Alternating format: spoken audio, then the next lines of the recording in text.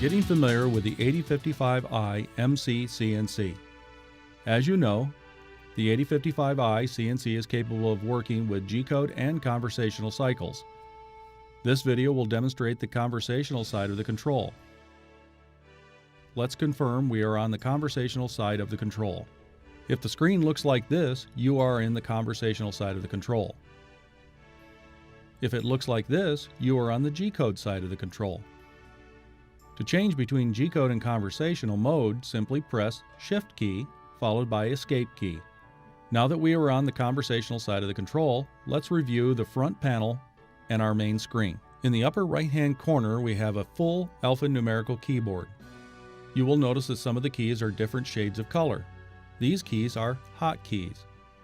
When you find yourself in a cycle and you want to go directly to the spindle speed, simply press the S key.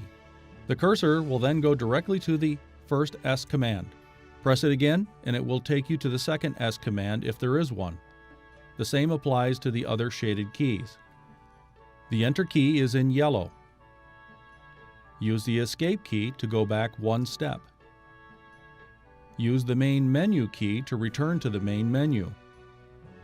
On the lower right-hand side, we have the Cycle Start and Cycle Stop buttons. To the left, we have the Feed Rate Override switch. This area is the spindle control. This rotary switch is used to select continuous jog, incremental jog, or to select the handwheel mode. These keys are used to jog the axes.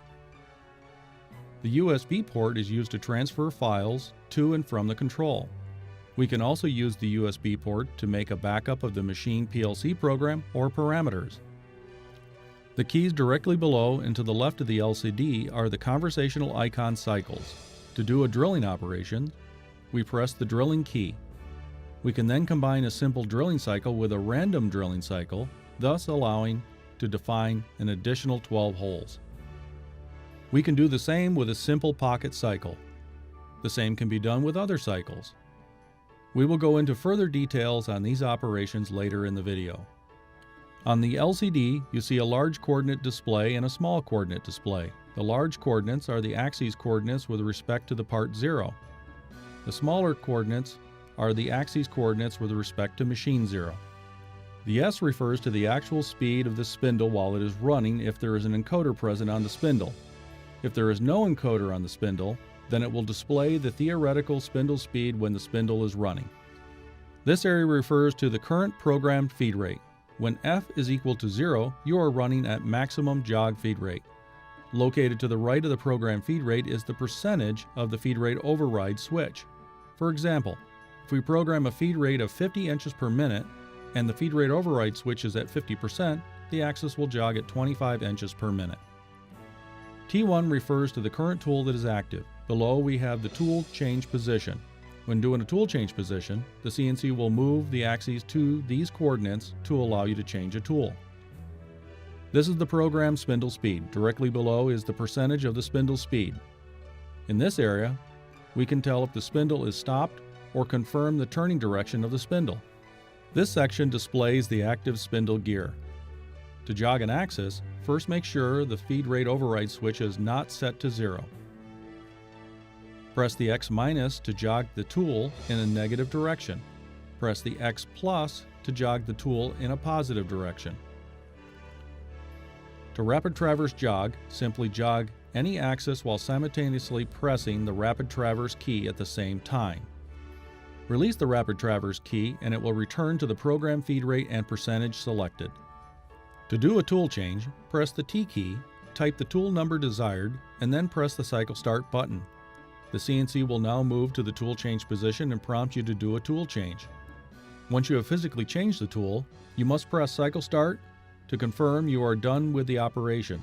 The CNC now displays the new active tool. To change the tool change position, again press the T key, then use the down arrow key to move to the X-axis value. Type a new value for X, press the Enter key to confirm, and move on to the Y-axis value. Again, type a new value in Y or press the Enter key to continue. Repeat the process for Z-axis. To start the spindle, we first must program the desired spindle speed. Press the S key followed by the desired spindle speed. In this case, we will type S500, followed by the cycle start button to activate. If your machine has gear ranges, confirm you are in the correct gear range and press Enter. To start the spindle direction, use the clockwise or counterclockwise keys. To stop the spindle, use the middle key. Another way to control the spindle is by using the ISO key. Press the ISO key and you will see a red bar appear. Type in M3 and press the cycle start button. The spindle is now turning in a clockwise direction. To change direction again, press the ISO key and type in M4 followed by the cycle start button.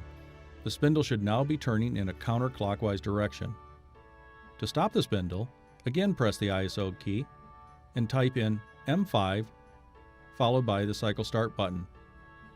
The spindle should now stop.